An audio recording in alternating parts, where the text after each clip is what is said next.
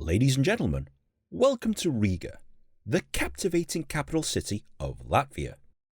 In this comprehensive travel guide, I'll take you on a journey through the best attractions, how to get in from the airport, how to get around the city, where to eat, and how to ensure you make the most of your visit to this charming Baltic city.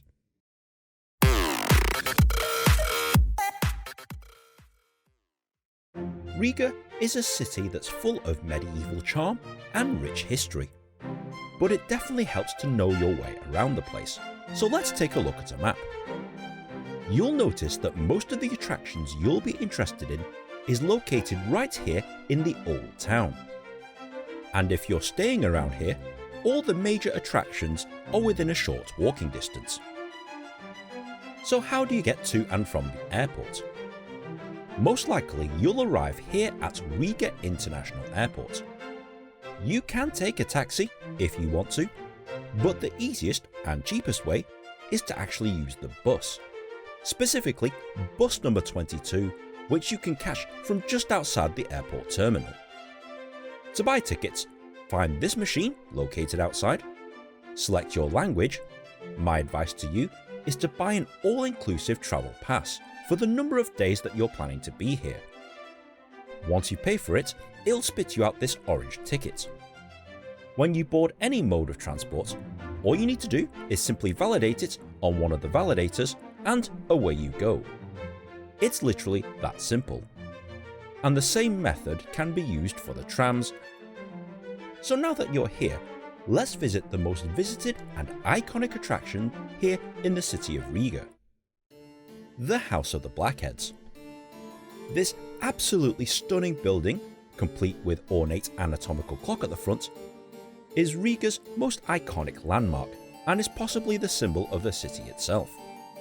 It's definitely an attraction where you can take lots of iconic photos and videos.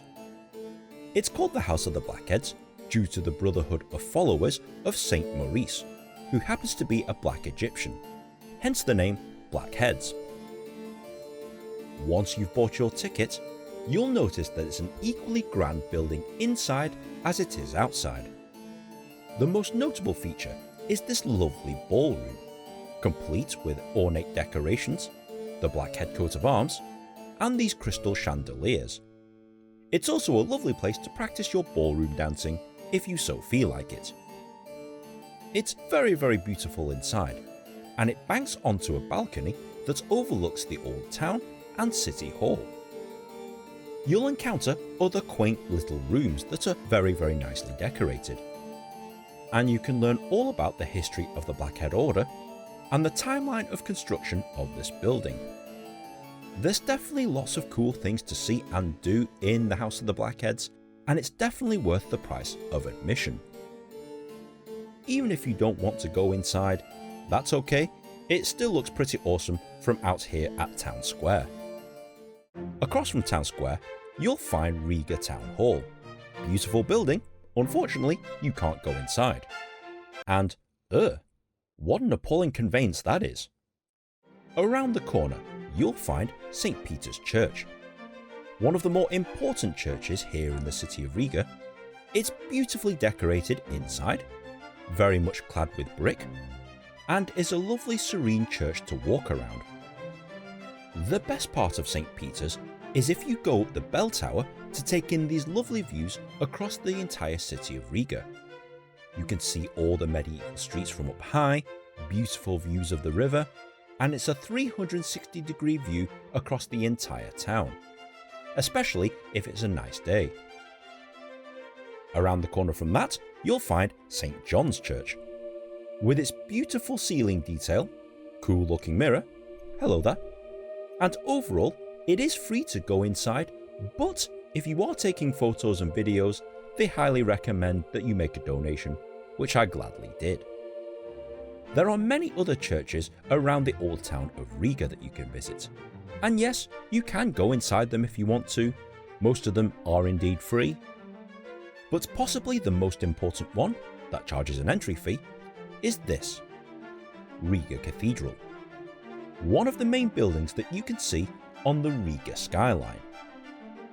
Outside, you'll find this cool Riga sign which makes for some nice photo and video opportunities. There's some interesting looking statues out here, armadillos! And on the inside, it's a very grand cathedral indeed. As always with any cathedral, there's a lot of very interesting church stuff on display. But the most surprising thing about Riga Cathedral is going around the cloisters, aka where the monks kind of hang out. These cloisters are incredibly ancient, but they're really cool to explore. Some parts of it are very beautifully decorated, some parts of it are incredibly creepy, but overall you'll have a good time here. But if churches isn't your thing, you'll have a whale of a time just walking the streets. You'll marvel at the architecture. It's very medieval, and it feels like you step back into the Middle Ages. On a nice day like today, you'll enjoy the atmosphere, walking around medieval buildings that happen to have modern shops inside of them, and there are plenty of places to eat, particularly the eateries around Riga Cathedral. And whilst we're talking about food, Latvian cuisine can be found virtually anywhere, and there's no corner of the city where you can't find traditional food in medieval style restaurants. The prices are actually quite reasonable. Beer is cheap, but the most famous alcoholic drink that Riga is known for is this, Black Balsam. It's kind of an aniseed liqueur, and to be honest, it's really not my thing, but try it, you might like it. And there's that damn appalling conveyance again. Who invented that? Whilst wandering around, you'll eventually come across the north part of the city, and specifically to this building right here, Riga Castle. Currently a government building, whilst there is a museum inside that you can access, you can't actually access where the government does its business. This part is heavily guarded, and I wouldn't mess with these guys if I were you. Let's venture now to the south side of the city, where you'll find the main train station. So if you are arriving via train, this is where you'll come into the city, and you can get to pretty much anywhere else in Latvia from here. But it's also right next to a giant shopping centre. So if you do want to go shopping in more modern shops, this is the place to go, and it's not much different to any other Western shopping centre that you'll come across. But for a more authentic shopping experience, around the corner you'll find Riga Central Market. It's a big giant marketplace that all the locals seem to shop at.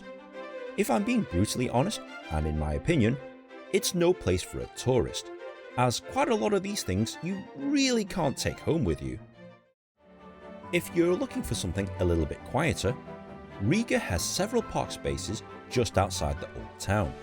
So if you want to take it easy in the sunshine, surrounded by trees and grass, ride a boat along the river, whilst enjoying the fountains and some lovely scenery, this is the part of the city for you.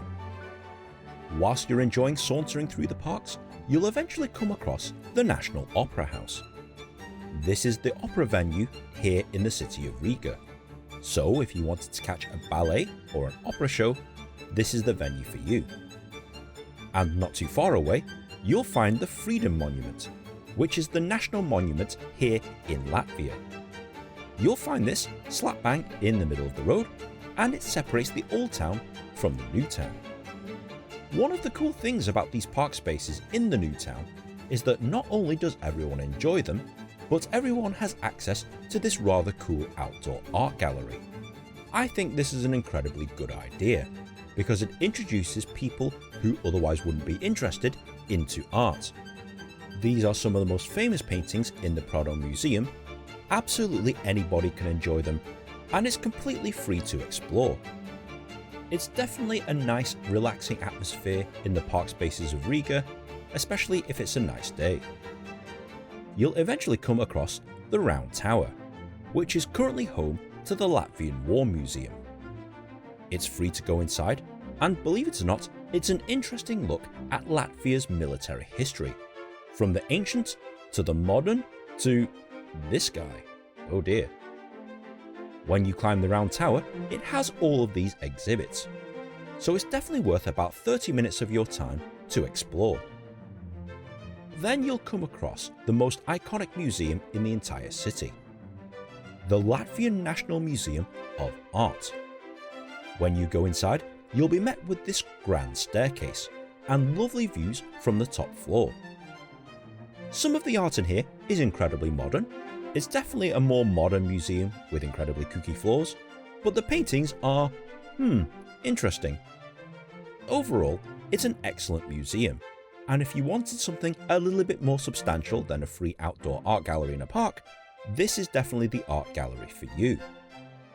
On this side of the new town, you'll also find the ex-KGB headquarters, which is now home to a KGB museum, and you'll come across many other churches. But the two most notable ones is this yellow one, which is the Alexander Nevsky Church, not to be confused with the Alexander Nevsky Cathedral in Tallinn, those are two different places, and the other main church down the street, the one with the gold domes, is the Riga Nativity of Christ Cathedral. Both of these are Russian Orthodox churches that are completely decked out in gold on the inside, and they're both definitely worth a look even if you're not religious, mainly because it's free. Other attractions which are outside of the city limits includes visiting the football stadium, home to Riga Football Club. Across the river you'll find the National Library, just in case you want to read some books in Latvian. On the south side right here is the Latvian Academy of Sciences, a very impressive Stalin-esque building where you can take the elevator to the 17th floor to its observation deck for some lovely views around the city. For some absolutely stunning views, I recommend visiting the Riga TV and radio tower, but only on a clear day because otherwise you'll be able to see nothing, kind of like this. Overall guys, if you want something a little bit different and you're trying to visit all the Baltic countries, Riga is certainly worth a day or two to explore, due to its medieval charm, quirky streets, and historical attractions. Okay Nin, I'm sold. What do I need to do? Well, you need to come here to Riga. As mentioned earlier in the video, to get to and from the airport, you can take a taxi, but the easiest way is to take bus number 22 from the airport and it will drop you off just outside the house of the Blackheads. Buy yourself an all-inclusive travel pass and you'll be absolutely fine. This allows you access to the buses and the trams, and you literally just tap your ticket to a validator in order to use it. It's literally that simple. Please note that your ticket starts from the day of validation, not the time. So if you activate your ticket at 11:55 PM, you effectively wasted an entire day's worth of travel. Ticket machines can be found at most major stops. The cost? Well, the attractions are cheap enough, and most of the attractions you see in this video are actually free, but the cost of food and drink can quickly add up, so consider mixing eating out with trips to the supermarket. If you're looking for a place to stay, please stay inside of the old town, as most of the things you want to see are within walking distance from here. I made the mistake of staying across the river from the old town, and whilst the hotel was very nice, it was a waste of time to commute by bus or tram to the old town of Riga every single day. Is there anything else I need to know? Yes, Riga's traffic is notoriously bad, especially the roads that go into and from the old town. Also, watch out for the cars on crossings, as they don't exactly slow down or stop. Quite a lot of the city seems to be under construction, and it can be a bit of a mess to walk around, so please bear that in mind. Free public toilets are rare, and with most of the public facilities here in Riga, you have to pay money to enter, so please carry some pocket change with you. If you do happen to find a free of charge toilet to use, it won't be in the nicest condition. Latvian people, in general, are alright, but some of them can be quite abrupt and impatient towards tourists. Don't take it personally, that's just how it is over here. If you have enjoyed this episode, please be sure to like, share and subscribe. Comment on that comment section below, and if you've got any other suggestions for bucket list ideas, you know what to do. If I get enough suggestions, I'll make a video about it. But guys, thanks very much for watching, and we'll see you in the next episode. Guys, this place is absolutely immense. If you do get a chance to come here to the House of the Blackheads Museum, especially to the top right here on the ballroom, I guarantee you'll be amazed. Really.